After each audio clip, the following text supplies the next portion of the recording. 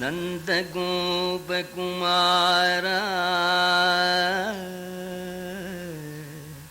ಗೋಪೀ ವೃಂದವಲ್ಲಭ ದೈತ್ಯಮಥನ ಮುಕುಂದ ಮುರಹರ ಭಕ್ತವತ್ಸಲ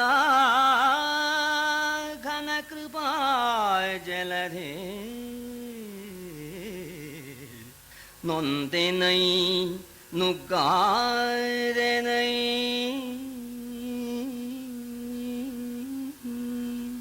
ನೊಂದೆನೈ ನುಗ್ಗಾರೆನೈ ಗೋವಿಂದ ಕೃಪೆ ಮಾಡೋ ಅಗಡ ಎನ್ನುತ್ತ ಪೂರ್ಣೇಂದು ಮುಖಿ ಹಲು ಬಿದಳು ಬಲು ತೆರದಿಂದಲಚ್ಯುತನ ನಂದಗೋಪಕುಮಾರ ಗೋಪೀ ವೃಂದವಲ್ಲಭ ದೈತ್ಯಮಥನ ಮುಕುಂದ ಮುರಹರ ಭಕ್ತವತ್ಸಲ ಘನಕೃಪಾ ಜಲಧೆ ನೊಂದೆನೈ ನುಗ್ಗಾದೆನೈ ಗೋವಿಂದ ಕೃಪೆ ಮಾಡೋ ಅಂತ ಪ್ರಾರ್ಥನೆ ಮಾಡ್ತಾ ಇದ್ದಾಳೆ. ಆಕೃಷ್ಯಮಾಣೆ ವಸನೆ ದ್ರೌಪದ್ಯ ಚಿಂತಿತೋ ಹರಿಹಿ ಎಳಿತಾ ಇದ್ದಾನೆ. ಆಗ ಆ ತಾಯಿ ಭಗವಂತನ ಧ್ಯಾನ ಮಾಡ್ತಾ ಇದ್ದಾಳೆ. ಗೋವಿಂದ ದ್ವಾರಕಾ ವಾಸಿನ್ ಕೃಷ್ಣ ಗೋಪಿ ಜನಪ್ರಿಯ ಕೌರವೈ ಪರಿಭೂತಮ್ಮ ಕಿನ್ ನ ಜಾನಾಸಿ ಕೇಶವ. ಗೋವಿಂದ ದ್ವಾರಕಾವಾಸಿನ್, ಇಲ್ಲಿ ನಿನಗಿನ್ನೂ ಗೊತ್ತಾಗಿಲ್ವೇ? ದುಷ್ಟನಾಗಿರ್ತಕ್ಕಂಥ ದುಶ್ಯಾಸನ ನನ್ನ ಸೆರಗಿಡಿದು ಎಳಿತಾ ಇದ್ದಾನೆ, ನನ್ನನ್ನು ನೀನು ಕಾಪಾಡೋದಿಲ್ವೇ? ನಿನ್ಗೆ ಗೊತ್ತಿದೆ ಅಂತ. ಗೋವಿಂದ ಗೋವಿಂದ ಅಂದರೆ ಗೊತ್ತಿದೆ. ಹೇಗೆ ಅಂದರೆ ಗಾಹ ಅಂತಂದರೆ ಇಂದ್ರಿಯಗಳು, ಇಂದ್ರಿಯಗಳನ್ನು ಪ್ರೇರಣೆ ಮಾಡ್ತಕ್ಕವನು ಅಂತ. ಅಂದರೆ ಎಲ್ಲರಲ್ಲೂ ಕೂತ್ಕೊಂಡು ಇಂದ್ರಿಯಗಳ ವ್ಯಾಪಾರವನ್ನು ಕಣ್ಣ ಹತ್ರ ನೋಡು ಕಿವಿ ಹತ್ರ ಕೇಳುವುದು ಪ್ರೇರಣೆ ಮಾಡುವನು ನೀನು. ಆದ್ದರಿಂದ ನನ್ನಲ್ಲೂ ಕೂತ್ಕೊಂಡಿದೀಯಾ, ಈ ವಿಷಯ ಗೊತ್ತಾಗಿದೆ. ಗೋವಿಂದ ನಿನಗೆ ವಿಷಯ ಗೊತ್ತಾಗಿದೆ, ಆದರೂ ಕೂಡ ಕಾಪಾಡ್ತಾ ಇಲ್ವಲ್ಲ. ಗೊತ್ತಾಗಿಬಿಟ್ರೆ ಆಗತ್ತೇನೋ, ಗೊತ್ತಿರ್ಬೋದು, ಕಾಪಾಡೋ ಯೋಗ್ಯತೆ ಬೇಕಲ್ಲ. ಅದಕ್ಕೆ ಗೋವಿಂದ ದ್ವಾರಕಾವಾಸಿನ್ ಕೃಷ್ಣ ಗೋಪೀ ಜನಪ್ರಿಯ ಕೌರವೈ ಪರಿಭೂತಮ್ಮ ಕಿನ್ ಅಜಾನಾಸಿ ಕೇಶವ. ಇಲ್ಲಿ ದ್ವಾರಕಾವಾಸಿನ್ ಅಂತನ್ನೋ ಅರ್ಥದಲ್ಲಿ ಸರ್ವಶಕ್ತ ನೀನು ಅಂತ. ಸರ್ವಶಕ್ತ ಅಂತಂದರೆ ಮಧುರಾ ಪಟ್ಟಣಕ್ಕೆ ಜರಾಸಂಧನ ಕಾಟ ಬರುತ್ತೆ ಅಂತ ತಿಳ್ಕೊಂಡು ಒಂದೇ ರಾತ್ರಿಯಲ್ಲಿ ಸಮುದ್ರ ಮಧ್ಯದಲ್ಲಿ ದ್ವಾರಕಾ ಪಟ್ಟಣವನ್ನು ನಿರ್ಮಾಣ ಮಾಡಿ ಮಧುರಾ ಪಟ್ಟಣದಲ್ಲಿ ಮಲಗಿರ್ತಕ್ಕಂತಹ ಜನ ಸಮಸ್ತರೂ ಕೂಡ ಈ ದ್ವಾರಕಾ ಪಟ್ಟಣದಲ್ಲಿ ಏಳುವಂತೆ ಮಾಡಿರ್ತಕ್ಕ ಮಹಾನುಭಾವ ಸರ್ವಶಕ್ತ ಅಂತ ಗೊತ್ತಿದೆ. ಸರ್ವಶಕ್ತ ಹೇ ನಾಥ ರಮಾನಾಥ ವ್ರಜನಾಥಾತಿ ನಾಶನ ಕೌರವಾರ್ಣವ ಮಗ್ನಾಮ್ಮ ಉದ್ಧರಸ್ವ ಜನಾರ್ದನ. ಕೌರವಾರ್ಣವ ಮಗ್ನಾಂ, ಕೌರವರೆಂಬತಕ್ಕ ಈ ಸಮುದ್ರದಲ್ಲಿ ಮುಳುಗಿ ಹೋಗ್ತಾ ಇದ್ದೇನೆ, ನನ್ನನ್ನು ಉದ್ಧಾರ ಮಾಡು. ಕೃಷ್ಣ ಕೃಷ್ಣ ಮಹಾಯೋಗಿನ್ ವಿಶ್ವಾತ್ಮನ್ ವಿಶ್ವಭಾವನ ಪ್ರಪನ್ನಾಂ ಪಾಹಿ ಗೋವಿಂದ ಕುರು ಮಧ್ಯೆ ಅವಸೀದತಿ. ಮಹನೀಳು ಭಗವಂತನ ಮಹಿಮೆಯನ್ನು ಚೆನ್ನಾಗಿ ಬಲ್ಲೋಳು. ಈ ಒಂದು ಪದ್ಯ ಇಲ್ಲಿ ಕುಮಾರವ್ಯಾಸ ಕರುಣಾರಸ ಉಕ್ಲಿ ಅಂತ ಹೇಳಿ ಅನೇಕ ಪದ್ಯಗಳನ್ನು ಹೇಳಿದ್ದಾನೆ. ಕೆಲವರು ಕೇಳ್ತಾರೆ ಅಂದರೆ ಅವಳು ಇವನಿಗೆ ಸೀರೆ ಎಳೀತಾ ಇದ್ದಾನೆ ಅವನು, ಇವಳು ತಾಳ ಹಾಕ್ಕೊಂಡು ಭಜಗೋವಿಂದಂ ಭಜಗೋವಿಂದಂ ಅಂತಂದರೆ ಅವನು ಬಿಡ್ತಾನೆ, ಏನು ಹುಚ್ಚುಚ್ಚು ಅಂತ. ಇಲ್ಲಿ ಉದ್ದೇಶ ಏನಪ್ಪ ಅಂದರೆ ಅಷ್ಟು ಶ್ಲೋಕ ಅವಳು ಹೇಳಿಲ್ಲ. ಕುಮಾರವ್ಯಾಸ ಕರುಣಾರಸ ಪ್ರವಾಹ ಬರಲಿ ಅಂತ ಅವಳ ಬಾಯಲ್ಲಿ ಸ್ತೋತ್ರ ಮಾಡಿಸಿದ್ದಾನೆ. ವ್ಯಾಸಭಾರತದಲ್ಲಿ ಇದು ಒಂದೇ ಪದ್ಯ ಈಗ ಒಂದು ಪದ್ಯ ಗೋವಿಂದ ದ್ವಾರಕಾವಾಸಿನ್ ಅಂತ ಹೇಳಿದ್ನಲ್ಲ, ಇನ್ನೊಂದು ಪದ್ಯದಲ್ಲಿ ಭಗವಂತನಿಗೆ ದಾರಿನೂ ತೋರಿಸ್ತಾಳೆ ಮಹಾತಾಯಿ ಇವಳು. ಕೃಷ್ಣ ಕೃಷ್ಣ ಮಹಾಯೋಗಿನ್ ವಿಶ್ವಾತ್ಮನ್ ವಿಶ್ವಭಾವನ. ಮಹಾಯೋಗಿ ಯೋಗೇಶ್ವರ ನೀನು. ಯತ್ರ ಯೋಗೇಶ್ವರ ಕೃಷ್ಣ, ಯೋಗ ಶಕ್ತಿ ಉಳ್ಳವನು. ಕೃಷ್ಣ ಕೃಷ್ಣ ಕೃಷ್ಣ ಕೃಷ್ಣ ಅಂತ ಹೇಳಿದರೆ ಒಂದ್ಸಲ ಕೃಷ್ಣ ಹೇಳಿದರೆ ಪಾಪ ಎಲ್ಲ ಹೋಯ್ತು. 2 ಸಲ ಹೇಳ್ಬಿಟ್ಟಿನಿ ಪಾಪ ಇಲ್ಲ, ನನ್ನ ಕಾಪಾಡಿಯೇ ತೀರ್ಬೇಕು ನೀನು. ಕೃಷ್ಣ ಕೃಷ್ಣ ಪಾಪನಾಶಕ ನೀನು. ಮಹಾಯೋಗಿನ್ ಮಹಾಯೋಗ ಶಕ್ತಿ ಉಳ್ಳವನು. ವಿಶ್ವಾತ್ಮನ್ ವಿಶ್ವಭಾವನ ಪ್ರಪನ್ನ ಪಾಹಿ ಗೋವಿಂದ ಕುರು ಮಧ್ಯೆ ಅವಸೀದತಿ. ಈ ಕೌರವರ ಮಧ್ಯದಲ್ಲಿ ಮಾನ ಕೊಳ್ಕೊಳ್ತಕ್ಕಂಥ ನನ್ನನ್ನು ಕಾಪಾಡು. ಹ್ಯಾಕ್ ಕಾಪಾಡಬೇಕು?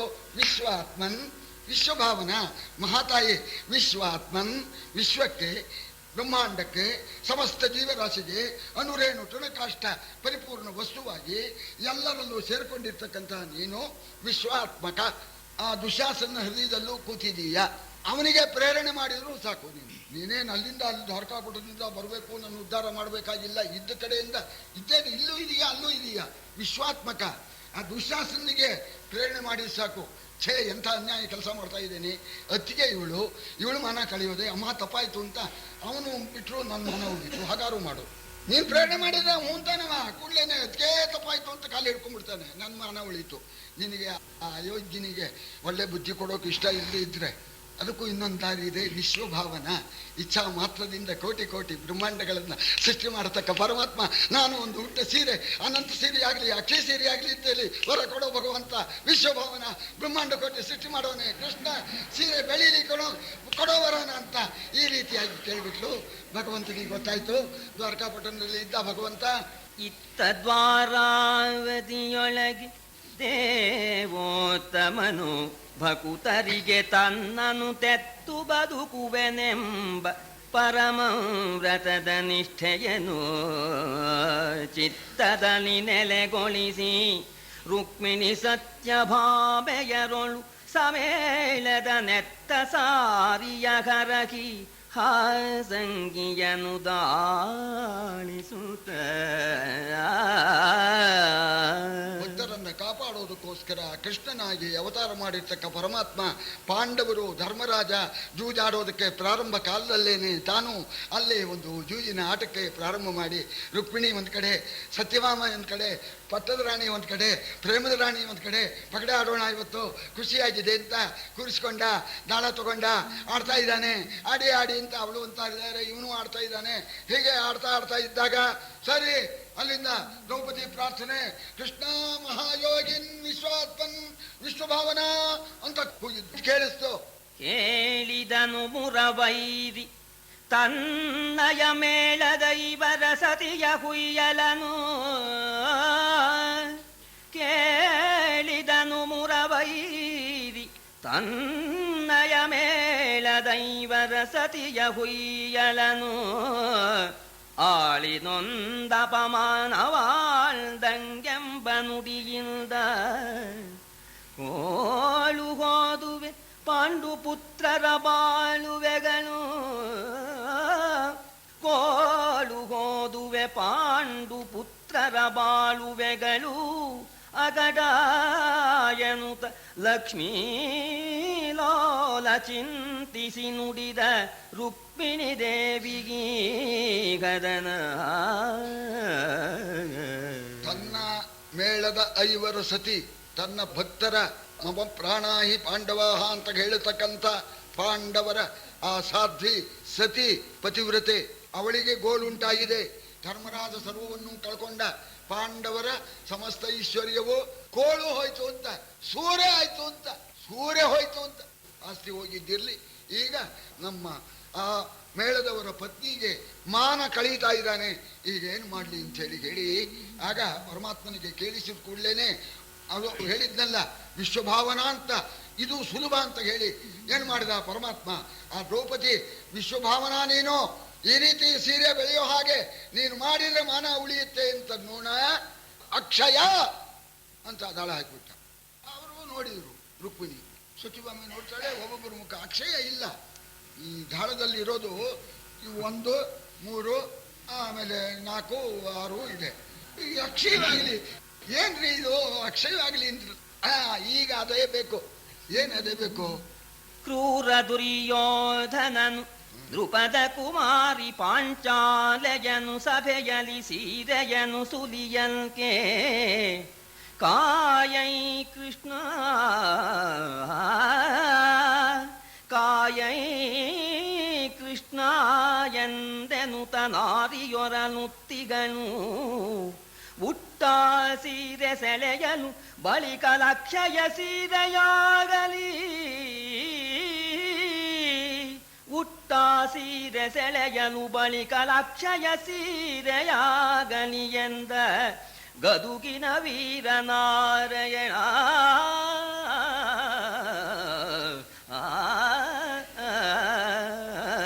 ದುರ್ಯೋಧನ ದುಶ್ಯಾಸನಿಗೆ ನೇಮಕ ಮಾಡಿದಾನೆ.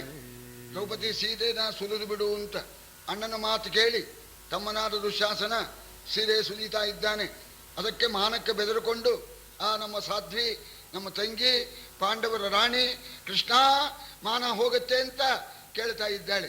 ಅದಕ್ಕೋಸ್ಕರ ಅವಳು ಉಟ್ಟ ಸೀರೆ ಅಕ್ಷಯವಾಗಲಿ ಅಂತ. ಇಲ್ಲಲ್ಲ, ಅಲ್ಲಿ ಉಟ್ಟ ಸೀರೆ ಅಕ್ಷಯವಾಗಲಿ.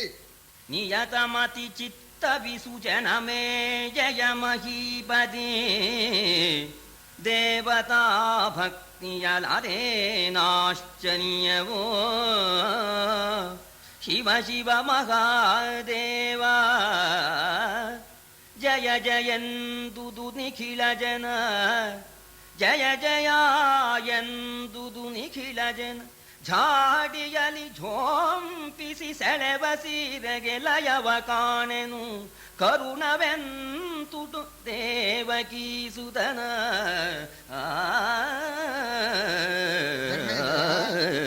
ಭಕ್ತ ಪ್ರಣಶ್ಯತಿ, ಭಗವಂತ ವರ ಕೊಟ್ಟಿದ್ದಾನೆ, ಅಂಥ ಭಕ್ತ ಆಗ್ಬೇಕು, ಏಕಾಂತ ಭಕ್ತ. ಆ ದ್ರೌಪದಿಯ ಭಕ್ತಿ ಸಾಮಾನ್ಯವಲ್ಲ. ಅದೇನು ಪರಮಾಶ್ಚರ್ಯಪ್ಪ, ಅವಳ ಭಕ್ತಿಗೆ ಮೆಚ್ಚಿಬಿಟ್ಟು ಪರಮಾತ್ಮ ಅಕ್ಷಯವಾಗಲಿ ಅಂತ ಅಂದುಬಿಟ್ಟ. ಸೀರೆ ಅಕ್ಷಯವಾಗ್ಬಿಟ್ಟಿದೆ. ಶಿವ ಶಿವ ಮಹಾದೇವ ಏನು ಎಳಿತಾ ಇದ್ದಾನೆ, ಬೆಳೀತಾ ಇದೆ, ಸೀರೆ ಅಕ್ಷಯವಾಗಿ ಬೆಳೀತಾ ಇದೆ. ಆಗ ಸಮಸ್ತರೂ ಕೂಡ ಜಯ ಜಯ ಜಯ ಜಯ ಜಯ ಜಯಕಾರ ಮಾಡ್ತಾ ಇದ್ದಾರೆ. ದ್ರೌಪದಿಗೆ ಜಯವಾಗಲಿ, ಜಯ ಜಯ ದ್ರೌಪದಿ, ಧಿಕ್ಕಾರ ದುಶಾಸನನಿಗೆ, ಧಿಕ್ಕಾರ ದುರ್ಯೋಧನನಿಗೆ ಅಂತ ಅವನಿಗೆ ಧಿಕ್ಕಾರ ಹೇಳ್ತಾ ಜಯ ಜಯಕಾರವನ್ನ ದ್ರೌಪದಿಗೆ ಮಾಡ್ತಾ ಇದ್ದಾರೆ. ಆ ಭಗವಂತನ ಕರುಣೆ ಮುಂದೆ ಯಾವುದಿದೆ? ಆ ಭಗವಂತನ ಕರುಣೆ ಮಹಿಮೆಯನ್ನ ಎಷ್ಟು ವರ್ಣನೆ ಮಾಡಲಿ ಅಂತ. ಇವ ವಸ್ತಾದಿ ಗರಡಿ ಆಡಿದವನು ಯಾರೋ ದುಶಾಸನ. ಇಲ್ಲಿ ನೋಡಿ ಆ ಚೋಕು ಈ ಕುಮಾರವ್ಯಾಸ ಕೊಡ್ತಾ ಇದ್ದಾನೆ. ಉಗಿದು ಹಾಯ್ಕುವ ಖಳನ ನಿಡುದೋಳುಗಳು ಬಳಲಿದವು, ಅಲ್ಲೇ ಹೊಯ್ದ ಉಡಗೆಯ ಡಾವರವಾಯಿತು ಬಗಳ ಸ್ವೇದ ಜಲಜಡಿಯೇ ತೆಗೆದು ನಿಂದನು ಸೀರೆಯೊಟ್ಟಿಲು ಗಗನವನು ಗಾಹಿಸಿತು. ಗರುವೆಯ ಬಗೆಗೆ ಬೀಸರವಿಲ್ಲ, ಬೆರಗಾದುದು ಮಹಾಸ್ಥಾನ. ಒಳ್ಳೆ ಗರಡಿ ಆಡಿರೋ ವಸ್ತಾದಿ ಏನ್ ತೋಳು ಅಂದ್ರೆ ಸರಿ ಬೆಳೀತಾ ಇದ್ದಾನೆ, ಬೆಳೀತಾ ಇದ್ದಾನೆ, ಬೆಳೀತಾ ಇದೆ, ಎಳಿತಾ ಇದ್ದಾನೆ, ಬೆಳೀತಾ ಇದೆ, ಎಳಿತಾ ಇದ್ದಾನೆ, ಬೆಳೀತಾ ಇದೆ. ಯಾವುದು ಸೀರೆ, ಸೀರೆ ಬೆಳೀತಾ ಇದೆ. ಏನು ಪರ್ವತ, ಪರ್ವತಗಳಷ್ಟು ಬೆಳೀತಾ ಇದೆಯಂತೆ. ಎಳೆದ ಎಳೆದ ಎಳೆದ ಇನ್ನೂ ಸುಸ್ತಾಗ್ಬಿಟ್ಟ. ನಾಲ್ಗೆ ಒಣಗೋಗ್ಬಿಡ್ತು, ಗಂಟ್ಲು ಒಣಗೋಗ್ಬಿಡ್ತು, ಬೆವರು ಇಳಿಯೋದಕ್ಕೆ ಪ್ರಾರಂಭ ಆಯಿತು. ಆಗೋಲ್ಲ ಅಂದ, ಮಲ್ಲಿಗೆ ಬಿಟ್ಟ. ಆಗೋಲ್ಲ ಅಂತ ಹೇಳಿ ಬಳಲಿ ಬಿದ್ದು ಬಿಟ್ಟ. ತೆಗೆದು ನಿಂದನು.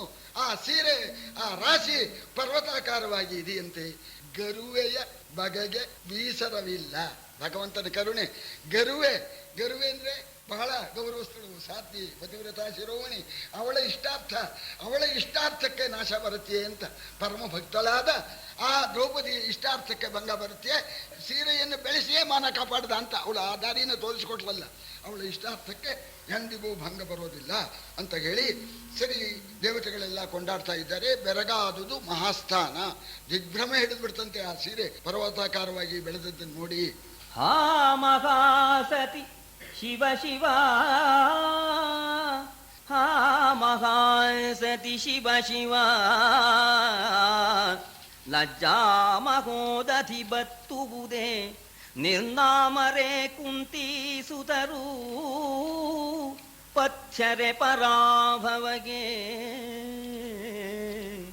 ಆ ಮುಕುಂದನ ದಿವ್ಯ ನಾಮ ಪ್ರೇಮ ರಸಕಿತು ಸಿದ್ಧಿ, ಆ ಮುಕುಂದನ ದಿವ್ಯ ನಾಮ ಪ್ರೇಮ ರಸಗಿದು ಸಿದ್ಧಿ ಎಂದೆನಲು ಆ ಮಹಾಸ್ಥಾನದಲ್ಲಿ ಬೆಳೆದುದು ಬೆರಗು ಬಿಂಕದಲ್ಲಿ.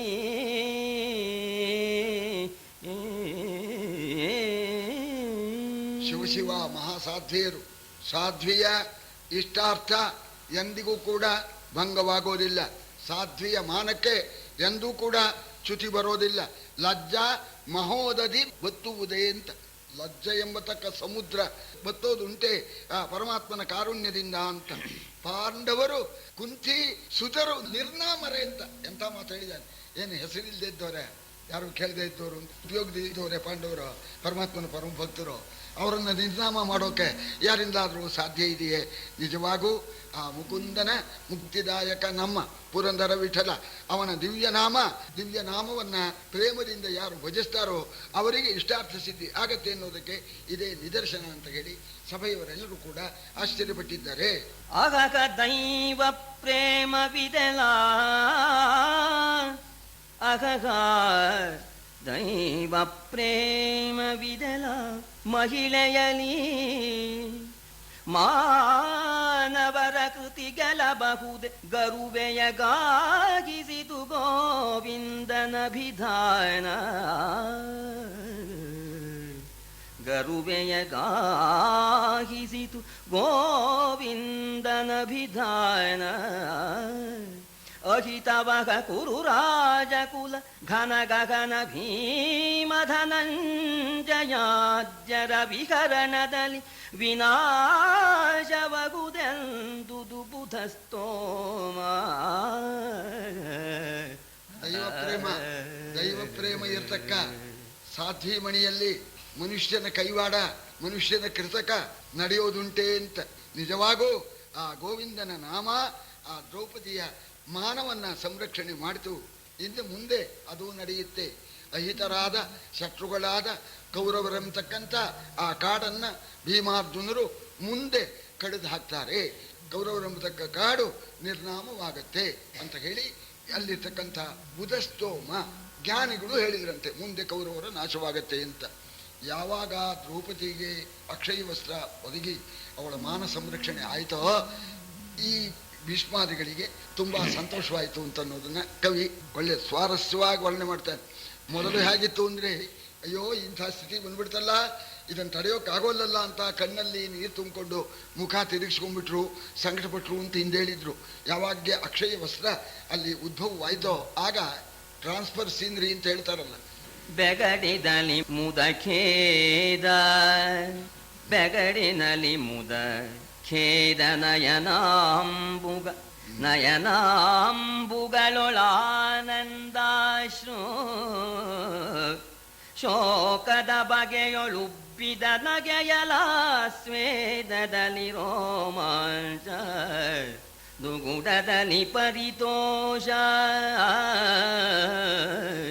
ದುಗುಡದಲ್ಲಿ ಪರಿತೋಷ ಕಂದಿದ ಮೊಗದಲುಜ್ವಲ ವೃತ್ತಿ ಭೀಷ್ಮಾದಿಗಳೊಳಗೆ ಪಲ್ಲಟಿಸುತ್ತಿದ್ದುದು ಪರಿಮುಹೂರ್ತದಲ್ಲಿ.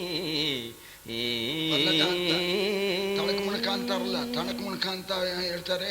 ಈ ಕೆಲವು ಸ್ವಿಚ್ಚು ಹಿಂಗೆ ಕೆಳಗೆ ಮಾಡಿದ್ರೆ ಹೋಗುತ್ತೆ, ಕೆಲವು ಸ್ವಿಚ್ಚು ಅದಕ್ಕೆ ತಟಕ್ ಮಣಕ ಅಂತಾರಲ್ಲ, ಹಂಗಾಗ್ಬಿಡ್ತು ಅಂತ ಇಲ್ಲಿ ಆ ಸಿಂದ್ರಿನ ವರ್ಣನೆ ಮಾಡ್ತಾ ಇದ್ದಾರೆ. ಭಯದಲ್ಲೇ ಮುದ ಸಂತೋಷವಾಯಿತು ಅಂತ. ಖೇದ ನಯನಾಂಬುಗಳಳು ಆನಂದಾಶ್ರು, ಆಗ ದುಃಖದಿಂದ ಅಳ್ತಾ ಇದ್ರು, ಈಗ ಸಂತೋಷದಿಂದ ಅಳ್ತಾ ಇದ್ದಾರೆ. ಬದಲಾವಣೆ. ಆಮೇಲೆ ಸ್ವೇದದಲ್ಲಿ ರೋಮಾಂಚ, ಅವಾಗ ಅಯ್ಯೋ ಇಂಥ ಸ್ಥಿತಿ ಬಂತಲ್ಲ ಅಂತ ಸಂಕಟಕ್ಕೆ ಮೈಯೆಲ್ಲ ಬೆವರು ಬಿಟ್ಟಿತ್ತಂತೆ ಅವಾಗ ಭೀಷ್ಮಾದಿಗಳಿಗೆ. ಈಗ ಅಕ್ಷಯ ವಸ್ತ್ರ ಬಂದು ದ್ರೌಪದಿ ಮಾನ ಉಳಿದು ಅವಳನ್ನ ಆ ಪರಮಾತ್ಮನ ನಾಮ ಕಾಪಾಡಿದ್ ನೋಡಿ ಭಕ್ತಿ ಉದ್ರೇಕವಾಗಿ ಮೈಯಲ್ಲಿ ರೋಮಾಂಚ, ಬೆವರು. ಅವಾಗ ಈಗ ಮೈಯಲ್ಲಿ ರೋಮಾಂಚ ಉಂಟಾಗ್ತಾ ಇದೆ ಅಂತ ಹೇಳಿ. ದುಗುಡದಲ್ಲಿ ಪರಿತೋಷ, ದುಃಖದಲ್ಲಿ ಸಂತೋಷ. ಮೊದಲು ಮುಖವೆಲ್ಲ ಬಾಡಿತ್ತು, ಈಗ ಮುಖವೆಲ್ಲ ಅರಳಿ ಬಿಡ್ತು. ಆ ಕೂಡ್ಲೇನೆ ಪಡಿಮುಹೂರ್ತದಲ್ಲಿ ಅಂತ, ಆ ಕೂಡ್ಲೇ ಆಯ್ತು ಅಂತ ದ್ರೌಪದಿ ಮಾನ ಸಂರಕ್ಷಣೆ ಆದ ಜೊತೆಯಲ್ಲೇ ಇದು ಆಗುವಂತಹದ್ದಾಯಿತು.